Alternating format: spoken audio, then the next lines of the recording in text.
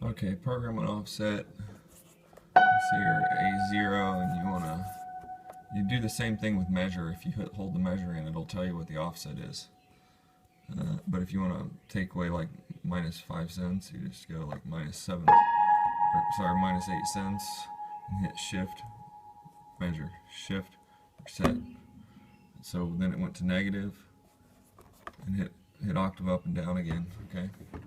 If you want to put the 8 cents back in, obviously you just go to 8 positive, and go blue shift reset, and it actually I only put one.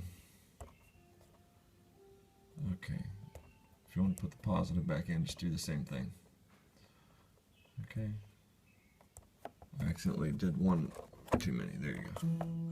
So now it's at so if you want to measure a note, you can actually just you can just go like, you can hold down measure